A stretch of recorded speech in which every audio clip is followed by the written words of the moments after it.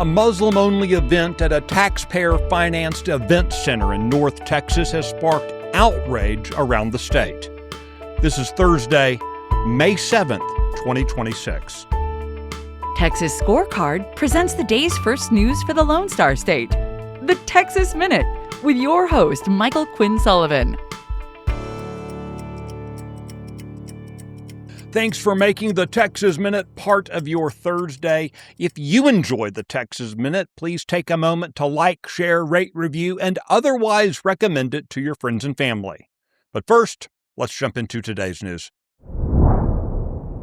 Another new tool is now available to help protect Texas children from educator misconduct.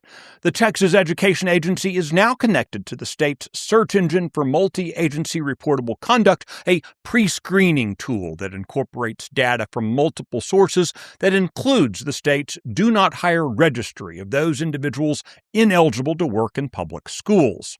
The centralized database is designed to streamline background checks for previously reported abuse, neglect, exploitation, or other misconduct. The Texas Juvenile Justice Department was the first agency to use the new searchable database in live operations earlier this spring, followed by TEA's launch this month. The Texas Department of Family and Protective Services and the Health and Human Services Commission will be added in the coming months. Last month, the TEA rolled out another new transparency tool, an interactive educator misconduct reporting dashboard. The dashboard shows that so far in the 2025-2026 school year, the TEA has received more than 10,000 misconduct reports, an average of 1,500 per month. Wichita Falls City Council has rejected a rezoning plan effectively blocking a proposed data center. The unanimous decision was reached because of the proximity to residential properties. The proposed project would have contained 9 double-story, 150,000-square-foot buildings on nearly 117 acres. Local residents spoke against the project, expressing concerns about water usage, electricity demand, and environmental impacts. 2 left-wing groups have filed a new lawsuit seeking to block key provisions of Texas's 2023 landmark border enforcement law just weeks after a federal appeals court cleared the way for the measure to take effect. Those suing to block the law are, predictably, the American Civil Liberties Union and the Texas Civil Rights Project. The plaintiffs are targeting several core provisions of the law, including the power of Texas magistrates to issue deportation orders and penalties tied to illegal aliens who fail to comply with those orders. The filing marks the latest attempt to derail what has been called one of the strongest state-level immigration enforcement laws in the country. Unless a federal court intervenes on behalf of those left-wing groups, the law will finally take effect on May 15th. The Texas Minute will be right back. Are you worried about your kid's future? You should be. I'm Charles Blaine with Texas Tomorrow. This is a show where we're going to talk about the issues and the people that are pushing the policies that concern your family, your home, and your kids. Catch Texas Tomorrow every Thursday.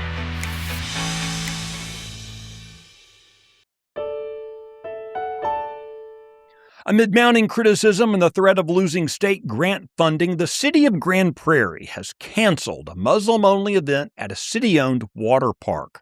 The controversy centers on DFW Epic Eid, a private event that had been scheduled for June 1st at Epic Water's indoor water park in Grand Prairie. The event was first highlighted by Blaze TV and Texas Scorecard personality Sarah Gonzalez. Now, by way of background, Epic Waters is owned by the city of Grand Prairie and operated on the city's behalf by a private management company. Promotional materials for the event originally described it as a, quote, Muslim-only event, and, still quoting, closed to the public, Muslims only. Once exposed, updated materials replaced the Muslim-only wording, but the event was still noted as, quote, exclusively reserved for Muslims. In an ultimatum issued Wednesday morning, Governor Greg Abbott gave the city until May 11th to confirm in writing that it won't allow the event to occur on city-owned property or lose more than $500,000 in state grant funding. That pressure worked because yesterday evening, a city spokesperson told Texas Scorecard that the event has been canceled. You can keep up with the latest news impacting the Lone Star State by visiting TexasScorecard.com. This edition of the Texas Minute was produced by Nick Shepard and based on the original reporting of Aaron Anderson, Addie Hovland, Sidney Henry, and Brandon Waltons. I look forward to seeing you out around the Lone Star State. Now, go make it a great day.